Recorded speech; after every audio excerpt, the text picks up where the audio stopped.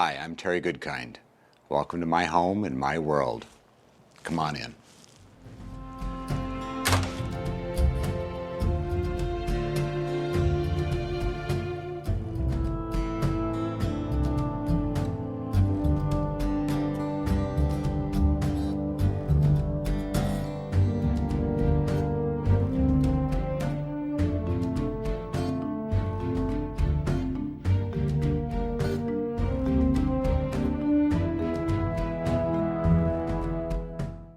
Art is the way we express the things that are important to us. When you read a story, you're seeing what's important to the author. When you see a story about characters that inspire us, that artist, that author is telling you that's what inspires him. I would describe Terry as being a person who loves life. That is what is so fun being with him, because I like to feel that I'm the same type as he is, and we get along so well because of that. One of the things that I've done ever since I was little was art. And art is something that's really helped me in writing. When you describe things in a book, you have to be able to pick out those essentials from any scene that create the impression for the reader of what that scene looks like. And whether it's spooky or romantic or whatever it is, I think just understanding the way to make something look in a painting helps me make it sound right in a book. Well, in my former life, before I was an author, I did a lot of different things. One of the things I started doing was making violins. So when you're making this, you have hundreds of hours invested, and if you make a mistake, go too deep, or you flake out a piece of the wood that goes really deep, you've ruined all that work. So I like doing things that are living on the edge. I like things that are extreme and difficult to do, and that at the same time create something beautiful, create something that's timeless, something that you can really be proud of. To me, that's really fun. And the harder it is to do, the more fun it is. From the time I was really little, I'm just fascinated by everything. I want to know where that trail goes through the woods. I want to know how this thing works. I'll take it apart. I want to know how to build something. I love the idea of building things. I think that's why I've always been drawn to doing things like fixing rare artifacts, making violins, painting, building on my own house, making cabinets, all of those kind of things. It's taking on a complex task, taking it apart into its essentials, understanding what makes that complex thing function. And stories are like that to me. What makes a character work? What makes them think that way? I've always been thinking up stories that I would like to write, and different kinds of stories, different kinds of characters. And when I was building our house in Maine, and I decided I really wanted to sit down and write one.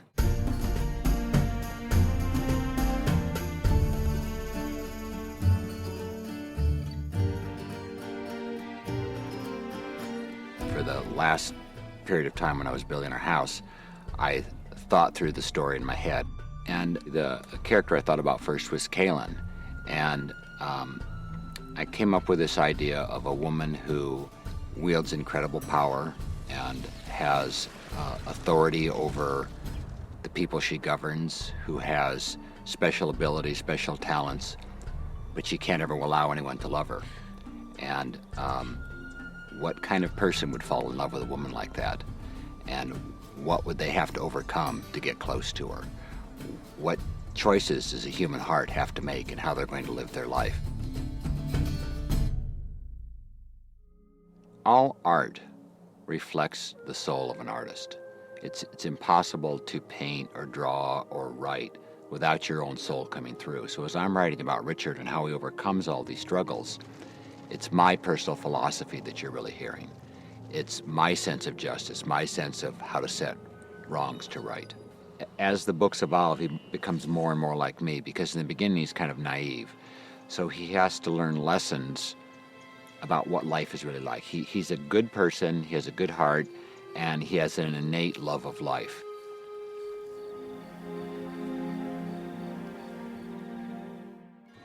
This is one of the covers from my books done by Keith Parkinson, who did all of my covers.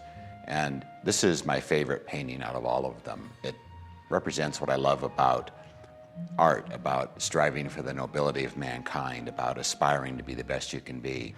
The other thing that this picture represents is our highest value, and that's time. because time represents our lives. This is a sundial, and every moment that passes is a moment you can never get back.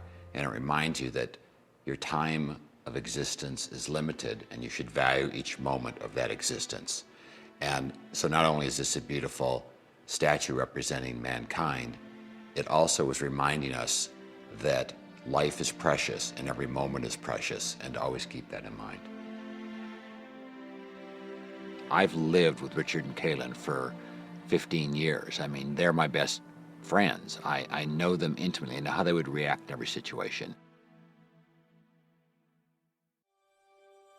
So these are trails that we cut through our woods.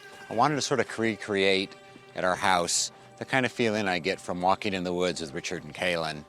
And, you know, just the feeling of being surrounded by trees and rocks and the forest. I like to walk around and think about what things look like when I'm writing. You know, what does the sun look like when it comes through trees? What does it look like when the sun reflects off pine needles? All those kind of things. Those are really meaningful to me, and they really help me understand the kind of world Richard and Kaylin live in, and help me to write about what their world looks like. When I have Richard see Kaylin for the first time, it's a place where I can take you to. I know where that spot is. These are trails I've walked on a daily basis. These are my woods. This really reminds me of being in the kind of woods that Richard and Kaylin are in. It just feels good to sit here in the trees and be away from everything. The woods that are Richard's Heartland woods are my woods. They're my home. It's the place where my heart is at home.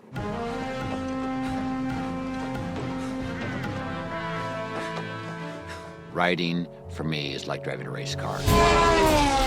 It's putting yourself right on the edge. It's every moment being at the limit of your own ability. I always feel like, almost like I'm on the edge of my seat, looking for the perfect word where if I can make the sentence exactly the right way, that somehow the reader will magically dissolve into that world. 2 hours will go by and I realize I've worked on one paragraph for 2 hours because I'm so focused on trying to make it exactly the way I want to be, to make it feel the way I feel in my head. And I'm in that world, and I'm trying to find that right word to get you right up to the edge, to take the reader through that magical curtain into that place. And you're in the race car, you're trying to get through that magical barrier to get you to the absolute limit of the laws of physics so that no one could go through that corner faster than you went through that corner.